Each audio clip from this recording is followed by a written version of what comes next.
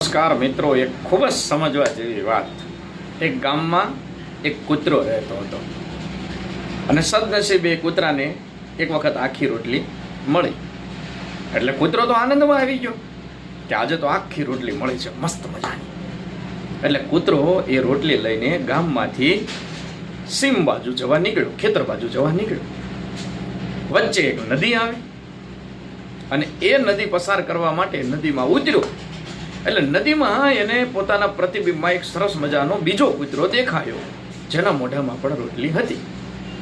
એટલે કૂતરાને વિચાર આવ્યો કે મારી પાસે એક રોટલી છે અને મારી જેમ આ કૂતરા પાસે પણ એક આખી રોટલી છે.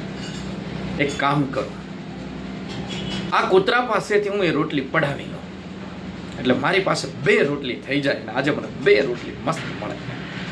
એટલે કૂતરાને આવો વિચાર આવ્યો. એટલે કૂતરાએ તરત જ એ રોટલી પડાવવા માટે મોઢું ફાડ્યું. એટલે પોતાના મોઢામાં રહેલી રોટલી પણ પાણીમાં જતી રહી અને પોતાની પાસે જે રોટલી હતી એ પણ ગુમાવી દીધી અને કૂતરો ઉદાસ થઈ ગયો. ખરેખર આ વાર્તાઓ ખૂબ સમજવા જેવી છે અને ખૂબ સમજવી જોઈએ કે જે આપણને મળ્યું છે ને એમાં આપણને આનંદ નથી આવતો અને આપણે બીજાનું પડાવવા જઈએ છીએ ને ત્યારે આપણી પાસે હોય છે ને એ ગુમાવી લઈએ છીએ. સંસારનો આ નિયમ છે, જેવા કર્મ કરશો ને તેવું જ પામશો. એટલે જે મળ્યું છે તેનો આનંદ લ્યો અને થઈ શકે તો બીજાને મદદ કરો.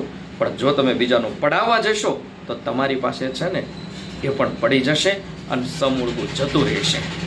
આ વાર્તા પરથી ખૂબ સરસ મજાની સમજૂતી જો તમને મળી હોય તો આજે જ આ સમજૂતી પર અમલ કરીએ. અને જો વિડીયો ગમે તો દરેક વ્યક્તિ સુધી આ સારા વિચારને પહોંચાડજો. જય શ્રી કૃષ્ણ.